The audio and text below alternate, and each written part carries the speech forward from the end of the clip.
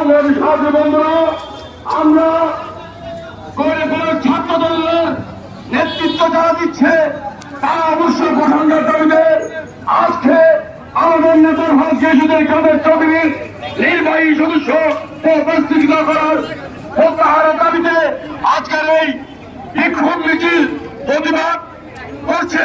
আমি তাদেরকে কৃতজ্ঞতাকে স্মরণ করছি। তার সাথে সাথে যারা আজকে কষ্ট করে আমাদের তরুণ কমল শিক্ষার্থীরা এখানে এসেছেন তাদেরকে ধন্যবাদ। যারা কষ্ট করে এখানে রোদের মধ্যে আমাদের মাঝে দাঁড়িয়েছে। সংগ্রামী সাথী বন্ধুরা, আমরা চাই রাউজানে নেতৃত্ব দিতে হলে বদল কাদের চৌধুরী সুযোগ্য সন্ধান না, রাউজানে প্রতিটি আনাচে কাছে তাদের অবস্থান রয়েছে।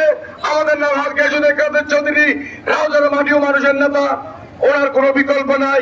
আমরা চাই আমাদের এনবি কর্ণধারকে বলতে চাই, আপনি আমাদের প্রিয় নেতার পদ স্থগিত করেছেন, ওটা প্রত্যাহার করুন।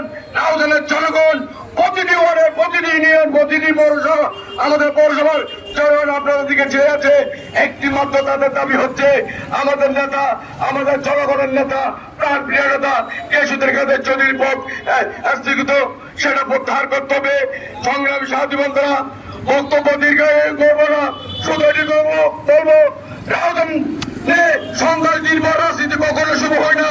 আমরা চাই সন্ত্রাসীরা ইমাদ রাউজানের জনগণ যে ব্রিটিশ সরকারের অত্যাচার থেকে মুক্তি পেয়েছে, ছাত্র জনতা বিপ্লবের মধ্যে যে আন্দোলন, সেই আন্দোলনের সুফল জনগণ ভোগ করতেছে। তার পাশাপাশি রাউজানের মানুষ চাই সুখ শান্তিতে বসবাস করার জন্য, সন্ত্রাস চাই না, কোনো চাঁদাবাদ চাই না।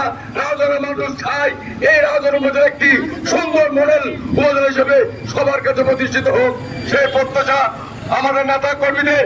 তাই আমরা আহ্বান জানাবো কেন্দ্রীয় হাইকমান্ড গভর্নরের কাছে আমাদের নেতা প্রত্যাহার করে আমার সভাপতি ফিরিয়ে দিন, সেই প্রত্যাশা রেখে আমার বক্তব্য শেষ করছি। খোদা হাফেজ। বাংলাদেশ জিন্দাবাদ, শহীদ জিয়াউর হোক, খালেদা জিন্দাবাদ। আসসালামু আলাইকুম।